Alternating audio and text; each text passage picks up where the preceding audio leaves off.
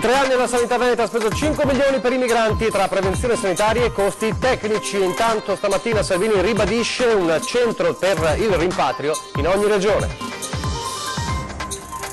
Arrestato brutalmente per aver rifiutato di dare una sigaretta senza tetto con la milza spappolata da un uomo in centro a Padova. Caccia all'aggressore. Inseguimento da film in laguna tra Guardia di Finanza e pescatori di frodo che arrivano quasi a speronare la barca delle Fiamme Gialle. Sempre più vicina l'ipotesi del rimpatrio d'Italia per il brigatista Cesare Battisti, in esilio dorato da anni in Brasile, a dirlo il vice capo della polizia D'Angelo. Ieri sera a Treviso il primo consiglio comunale della nuova era del sindaco Mario Conte, l'emozione del primo cittadino, il discorso dell'ex Manildo e le prime scintille tra maggioranza e opposizione. Sarà una 75esima edizione della Mostra del Cinema di Venezia, blindatissima, Lido sbarcherà infatti Mirror, centrale anticrimine in grado di chiedere e trasmettere informazioni in tempo reale a 192 paesi. In estate l'emergenza degli animali abbandonati della marca trevigiana, numeri raddoppiati rispetto allo scorso anno, l'appello di EMPA. Spettatori di Antena 3, buongiorno, ben trovati, la prima edizione dei nostri telegiornali in primo piano. Torniamo a parlare di migranti. Stamane il Ministro dell'Interno Matteo Salvini, rispondendo alle domande proprio dopo il vertice europeo sulla immigrazione, ribadisce: non faremo centri di accoglienza ma centri per il rimpatrio, li faremo uno in ogni regione, quindi un'idea che viene portata avanti dal Viminale. Nel frattempo nel Veneto fanno discutere i dati sulla spesa sanitaria per i migranti negli ultimi 3 anni. Il futuro? Tutto da scrivere, con cifre molto meno pesanti, certo, rispetto agli anni scorsi, ma comunque presenti e concrete. Tutto da scrivere anche con l'incognita centri di rimpatrio. Gli unici centri che stiamo aprendo sono quelli per i rimpatri, almeno uno in ogni regione. Non faremo nuovi centri di accoglienza. Sono le parole di stamane del Ministro dell'Interno Matteo Salvini, rispondendo sugli esiti del Consiglio europeo sulla immigrazione. Dovrò e voglio lavorare in concordia con il governo tunisino, ribadisce Salvini. Questo è il futuro. Il passato invece, almeno in Veneto, parla d'altro. 5 milioni di euro la cifra che la nostra regione ha speso finora per i profughi inviati nei nostri territori. A dirlo è il bollettino di aggiornamento della situazione della popolazione migrante in condizioni di emergenza, redatto e diffuso da Palazzo Balbi, secondo cui l'esborso corrisponde al budget del servizio igiene e sanità pubblica di un distretto di piccole dimensioni come Chioggia. Questi numeri sono una risposta inappellabile a chi si ostina a sostenere che l'immigrazione in Italia non è un problema, afferma il governatore Luca Zaia, secondo cui è un dovere curare i bisognosi, ma non tutto il mondo. Nei 3 anni dell'emergenza migranti, infatti, il Veneto ha speso 3,8 milioni di euro per la prevenzione sanitaria e i richiedenti asilo e 1,2 milioni per la parte tecnica organizzativa. Va detto chiaro e tondo, afferma Zaia, che questo modello di arrivi indiscriminati non va bene perché innesca problemi e costi come questo. Considerazioni che però non sono piaciute all'opposizione. Nulla di eroico, ribatte il consigliere regionale democratico Claudio Sinigaglia. Il Veneto riceve dallo Stato una specifica dotazione sanitaria che va al di là del fondo regionale per la sanità. Dal tema migranti alla cronaca, a Padova e caccia all'uomo che ha aggredito con violenza uno senza tetto, reo a suo giudizio di non avergli offerto una sigaretta. Dalle radiografie la milza è risultata spappolata, se non si fosse rivolto all'ospedale dove l'emorragia interna è stata tamponata con un intervento chirurgico, un 32enne senza tetto, vittima di un'aggressione in piazza Garibaldi, sarebbe morto. La sera scorsa gli è bastato negare l'offerta di una sigaretta per scatenare la violentissima reazione di un uomo che gli ha sferrato un pugno in pancia. L'aggressore, pare di origine romena, è ricercato dalle forze dell'ordine. Ed ora l'inseguimento in laguna di Venezia tra pescatori di frodo pizzicati dalla Guardia di Finanza. Allora ci racconta quanto è successo Ilaria Marchiori da Venezia. Ilaria. Buongiorno da Venezia, un altro episodio legato alla pesca di frodo in laguna. La notte scorsa infatti una vedetta delle Fiamme Gialle, allertata da una telefonata anonima, si è portata nelle acque antistanti Porto Marghera, che come molti sapranno è un'area interdetta alla pesca per motivi sanitari. Nonostante questo però c'era un'imbarcazione poi sequestrata in totale azione, era dotata di 2 potenti motori fuoribordo, radar e attrezzature meccaniche dedicate alla pesca dei molluschi. Ed a bordo c'erano dei caparozzolanti intenti a raccogliere con metodi meccanici le vongole in grandi ceste. Probabilmente se fossero stati liberi di agire ne avrebbero raccolte a quintali. Alla vista dei finanzieri, i pescatori hanno cercato di scappare innescando un inseguimento ad altissima velocità tra le barene e le secche della laguna e, nonostante gli altri intimati dalle fiamme gialle, i fuggitivi hanno tentato di speronare addirittura la loro imbarcazione, lanciando contro la vedetta ceste cariche di vongole nel tentativo di provocare un incidente. L'inseguimento è durato circa 30 minuti, al termine del quale il natante in fuga è stato però fermato e a bordo c'erano 4 persone che sono state tutte denunciate. Dall'inizio dell'anno sarebbero state sequestrate ben 18 imbarcazioni irregolari e individuati 200 bracconieri, secondo i dati che sono stati riportati qualche giorno fa durante l'anniversario dei 244 anni della Guardia di Finanza. Da Venezia è tutto, restituisco la linea allo studio. Grazie a Ilaria Marchiori. Restiamo nel veneziano perché riguarda anche Venezia, ovviamente con l'omicidio Sabbadin, la questione di Cesare Battisti, brigatista che da anni vive un esilio dorato in Brasile, ma ieri, a margine di un importante incontro sulla sicurezza, il vice capo della polizia ha ribadito è sempre più vicina l'ipotesi del suo rimpatrio in Italia.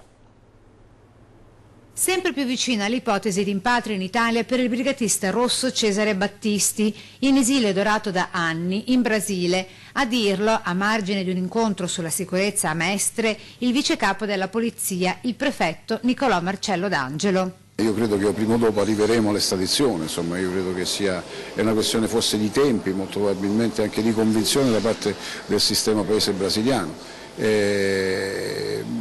Abbiamo numerosi contatti in senso bilaterale con la polizia brasiliana, vedremo, con la polizia federale, vedremo che cosa decideranno i giudici della Corte Suprema, ma la speranza non deve mai morire. Notizia questa che riaccende le speranze di giustizia da parte dei diversi familiari delle vittime del brigatista, tra cui Adriano Sabbadin, figlio di Lino Sabbadin, ucciso con una pistola calibro 6,35 dietro al bancone della sua macelleria a Santa Maria di Sala il 16 febbraio 1979, tragedia durante la quale il figlio Adriano si trovava nel retrobottega. Parole amare le sue dello scorso ottobre, quando Battisti tornò a far parlare di sé per un pentimento mai dichiarato insieme alle scuse mai appalesate alle famiglie delle vittime. Ho visto anche ieri sera l'ultima notizia su internet che lui proprio non deve chiederci scusa a noi, ma io assolutamente mi fa schifo, mi fa ribrezzo questa cosa, perché quando è entrato per ammazzare mio padre era complice, c'era anche lui, sebbene non ha impugnato la pistola, l'ha impugnata Giacomini, lui era vicino, ha ordinato lui di sparare. Ora in Brasile, con il cambio della situazione politica, l'estradizione di Battisti prende sempre più corpo. Nelle prossime ore il verdetto della Corte Suprema brasiliana, che dovrà pronunciarsi sull'ultimo ricorso presentato da Battisti.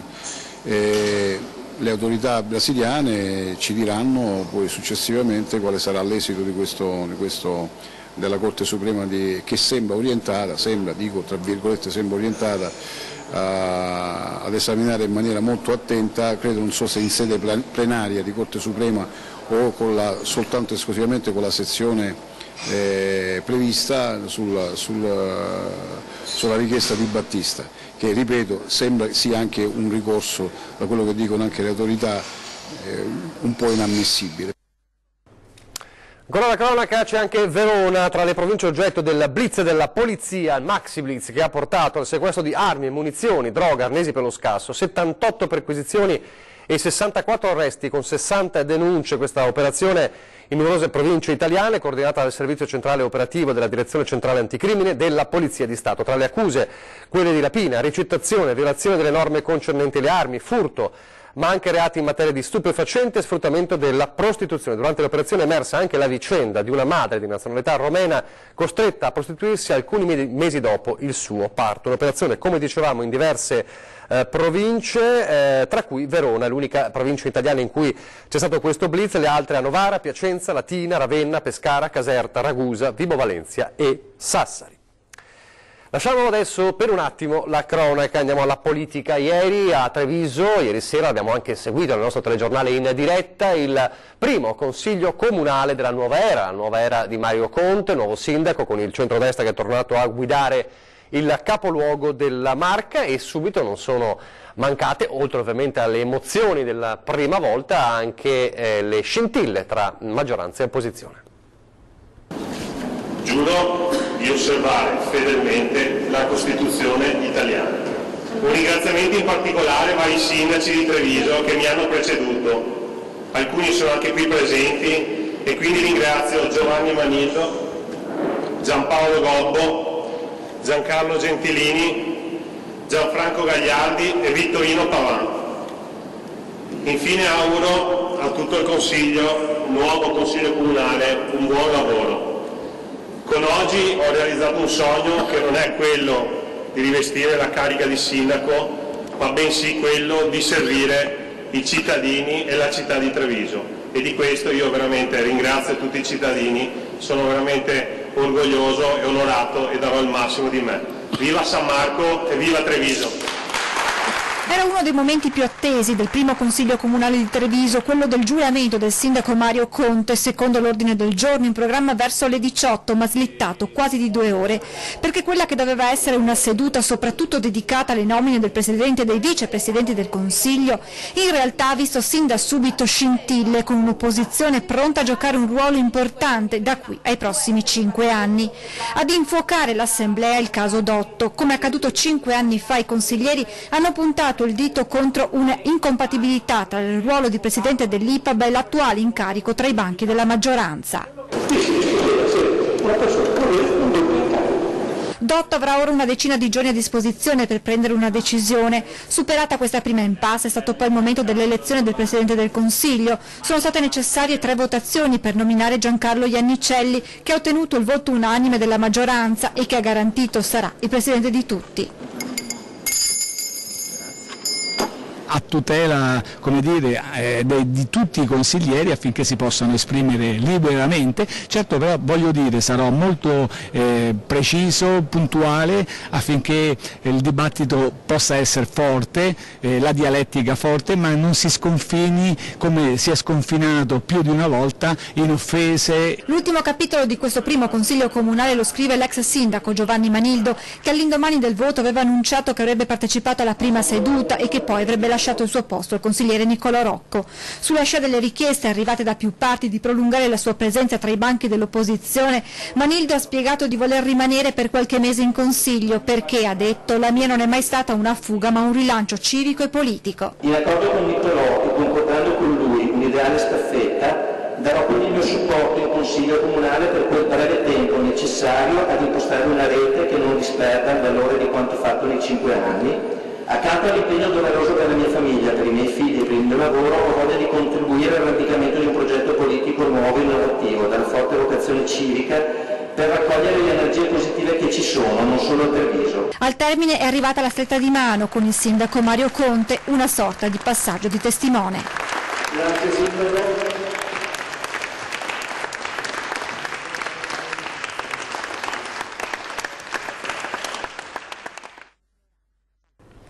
Fare il sindaco oggi, come oggi, e lo sappiamo, l'abbiamo più volte raccontato, non è semplice. Per questo noi siamo a disposizione. L'augurio è quello del presidente di ANCI, nonché sindaco di Milano, Maria Rosa Pavanello, presidente di ANCI Veneto, a tutti i nuovi amministratori. A qualche giorno dai risultati elettorali che a San Donà vedono riconfermato il sindaco Cereser, mentre a Martellago il successo del centrodestra con Saccarola, l'augurio dell'ANCI Veneto ai neoeletti.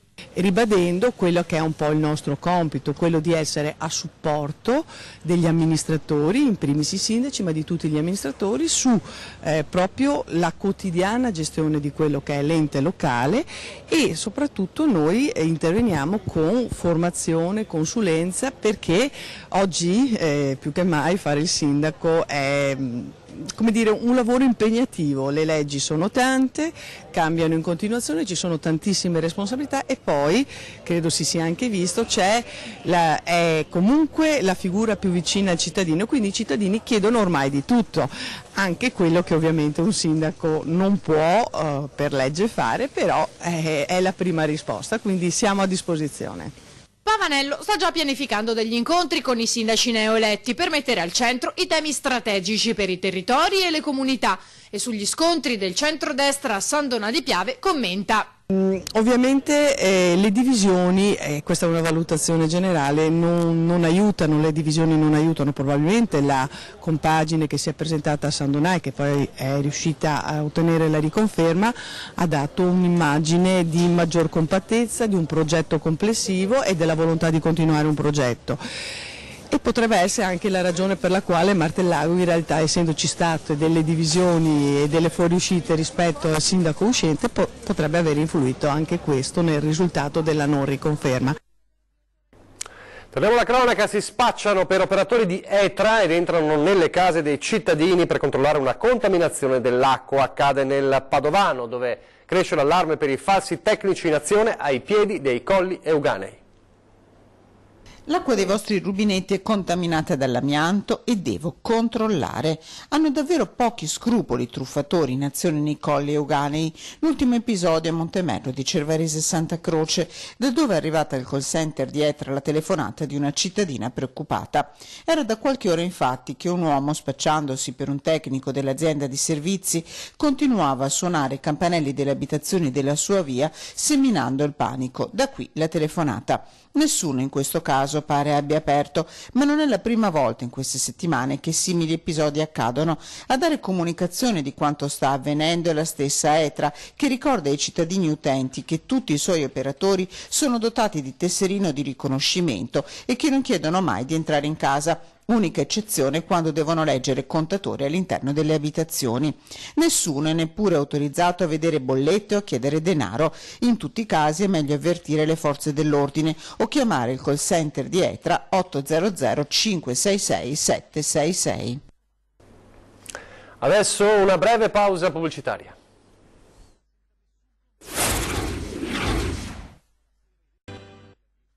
Rieccoci in studio, prima edizione del nostro telegiornale per parlare di ambiente a Venezia, perché c'è una nuova denuncia che viene dai comitati Ambiente Venezia e No Grandi Navi, che puntano il dito contro il transito oggi di una grande imbarcazione da trasporto alla bocca di porto di Malamocco diretta a Porto Marghera. Lo definiscono l'ennesimo episodio di inquinamento atmosferico, perché in alcuni frame estrapolati da un video in loro possesso si vedrebbe una nube di fumo nero alzarsi in cielo, uno scenario che ha preoccupato molto gli ambientalisti. Questi episodi di inquinamento atmosferico, dicono, causato dalle navi, sia da crociera che da trasporto, si ripetono in maniera impressionante dentro e fuori la laguna di Venezia. Quindi i comitati annunciano che il materiale fotografico che hanno scattato sarà inviato al Ministro dell'Ambiente Sergio Costa e al Ministro anche delle Infrastrutture Danilo Toninelli, che come sappiamo si è espresso anche sulle grandi navi, si sta esprimendo sulle grandi opere in queste prime settimane di governo e a proposito delle grandi opere preoccupano molti le parole proprio degli esponenti dei 5 Stelle sulla Pedemontana. Il deputato di Forza Italia Baratto ha infatti presentato una interrogazione a risposta scritta alla Camera ribadendo il ruolo cruciale del futuro della superstrada pedemontana veneta. Credo che sia assurdo mettere ancora in discussione la strada della Pedemontana. Giù le mani dalla Pedemontana. Il trevigiano Raffaele Baratto, deputato di Forza Italia, ha presentato alla Camera un'interrogazione a risposta scritta ribadendo il ruolo strategico che riveste la superstrada in costruzione tra Treviso e Vicenza, superstrada che gli esponenti di governo del Movimento 5 Stelle e in particolare il Ministro delle Infrastrutture Danilo Toninelli stanno rimettendo in discussione. Sì, ma con grande follia, perché credo che oggi 5 Stelle al governo, per cui chi rappresenta il governo deve assolutamente finire queste opere. Questa opera assolutamente che è strategica, diamo ancora a metterla in discussione, questi devono capire che stanno governando questo grande paese e capire che il Veneto sta portando avanti anche l'Italia a livello economico. Cantiere che va concluso e non certo abbandonato, lasciando nella nostra regione una ferita devastante, continua Baratto. Anche per questo si legge nell'interrogazione la non meglio definita analisi costi-benefici benefici dell'opera annunciata dal Ministro ha suscitato anche la preoccupazione delle principali associazioni di categoria regionali. Inviterò il Ministro qui in Veneto a far vedere cosa è questa opera. Oggi è uno sfregio in questo territorio che, per quanto mi riguarda, queste opere vanno lavorate 24 ore su 24 perché come strategiche vanno finite nel miglior tempo possibile. Adesso cambiamo argomento, torniamo a parlare di sicurezza, ma anche di sicurezza in un ambiente particolare come la Mostra del Cinema. Mostra del Cinema che esattamente fra 2 mesi avrà il suo inizio, il 29 di agosto. Allora, per garantire la sicurezza al Lido sbarcherà Mirror, una centrale anticrimine ad avanguardia, perché è in grado di chiedere e trasmettere informazioni in tempo reale a ben 192 paesi. Sarà una mostra del cinema blindatissima, quella prevista per la 75esima edizione. Al Lido sbarcherà Mirror, che in inglese significa specchio. È la prima sala operativa interforze collegata con quasi 200 paesi da tutto il mondo. Il suo acronimo è SOI. In passato è stata utilizzata soltanto per il G7 di Taormina. Il Dipartimento della Pubblica Sicurezza punta moltissimo su Venezia, perché è sicuramente il salotto buono dell'Italia ed è internazionale a 360 gradi. Questa sala operativa, che verrà allestita a cura della Direzione Centrale della Polizia Criminale, consentirà di avere durante il periodo della Mostra internazionale del cinema la possibilità di collegarsi con 192 polizie nel mondo. Verranno adottate anche particolari misure antiterrorismo con uno speciale pool interforze e con un cospicuo contingente di uomini. Se riferisco i dati dell'anno scorso, alcune centinaia, quest'anno ci sarà qualcuno di più. La sala verrà utilizzata per tutta la durata della kermesse cinematografica e sarà operativa 24 ore su 24, permettendo così di veicolare informazioni in materia di sicurezza sul territorio in tempo reale. Ci sarà un monitoraggio anche, oltre che sul nome, anche sui percorsi e sui viaggi che determinati soggetti potranno intraprendere, perché ci saranno comunicazioni rapidissime da tutti i paesi di provenienza e ovviamente una verifica su quelli d'arrivo. Adesso parliamo della piaga degli animali abbandonati in estate. C'è già un allarme molto forte, anche perché nella Marca trevigiana sono numeri raddoppiati rispetto allo scorso anno. Cani e gatti abbandonati che rimangono senza famiglia, oppure cani che un padrone ce l'hanno ma li maltratta fino a quasi ad ucciderli. È il crudele destino capitato a Mr. Frog, questo cagnolino dal muso dolcissimo, ridotto in fin di vita dai suoi vecchi proprietari, poi salvato dai volontari pronti a dargli una nuova vita.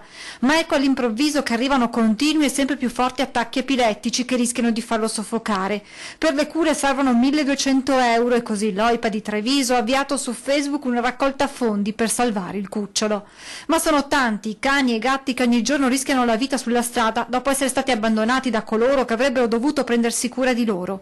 In provincia di Treviso i dati parlano di un vero e proprio allarme, perché se il numero di cani quest'anno è raddoppiato rispetto al 2017, purtroppo sulla stessa linea la situazione dei gatti. L'anno scorso alla stessa data avevamo 173 gattini, adesso ne abbiamo oltre 430. Eppure basterebbe poco per ridurre questa piaga. Bisogna sterilizzare le femmine e anche i maschietti, perché solamente così la popolazione rimane quella che uno decide di tenere a casa. Magari chiamateci pure, che vi daremo anche noi una mano sia nel consigliarvi il veterinario idoneo sia anche in termini economici. C'è ancora molto da fare sul fronte culturale. Per i cani stiamo facendo un buon lavoro e vedo che sempre più clienti decidono di sterilizzare il proprio cane o la propria cagna.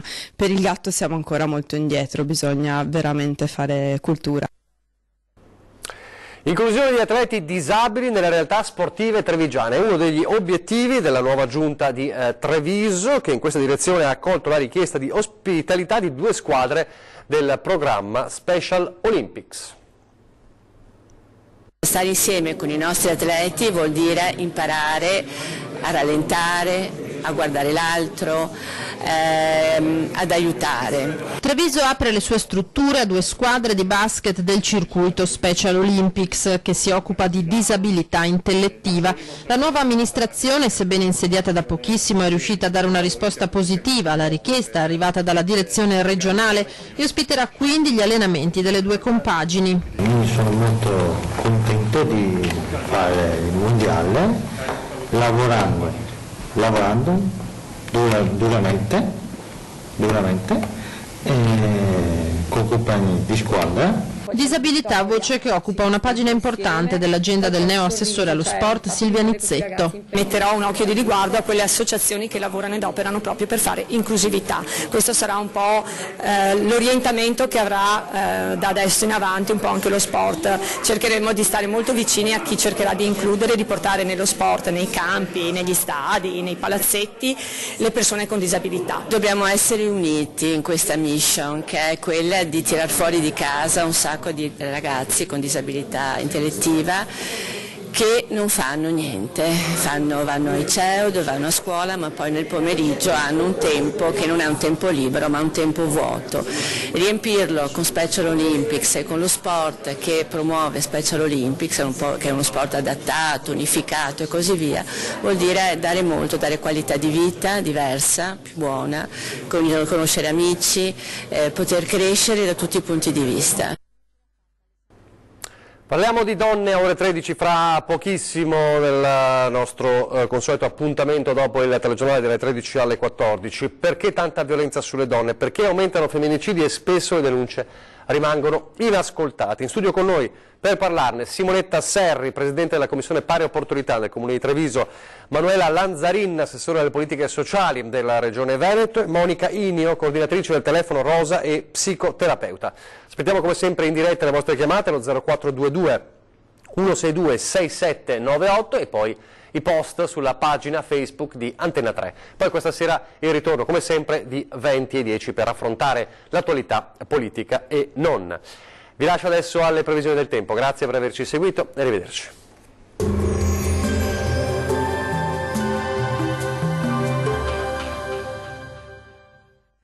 Ben ritrovati al meteo di Antenna 3. Prevalenza di sole sulle nostre regioni, ma non mancherà qualche fenomeno. Vediamo il dettaglio. Sul Veneto ampio soleggiamento nella prima parte della giornata con cielo sereno o al massimo poco nuvoloso ovunque. Dal pomeriggio addensamenti e locali temporali, in particolare sui monti del Bellunese, sempre buono invece altrove. Temperature minime tra 15 e 20 gradi, massime comprese invece tra 26 e 31 gradi. Situazione molto simile sul Friuli Venezia Giulia, dove sarà asciutto e soleggiato al mattino, ma anche qui dal pomeriggio aumenterà la nuvolosità, specie sui settori alpini dove non si escludono occasionali rovesci a carattere sparso, cielo al massimo poco nuvoloso altrove. Temperature minime tra 14 e 16 gradi, massime oscillanti invece tra 26 e 28 gradi. Raggiungiamo infine il Trentino Alto Adige. Al mattino qualche piovasco sui settori alpini di confine, altrove invece sarà più soleggiato. Col passare delle ore non si esclude che gli acquazzoni possano riguardare un po' tutti i settori della nostra regione.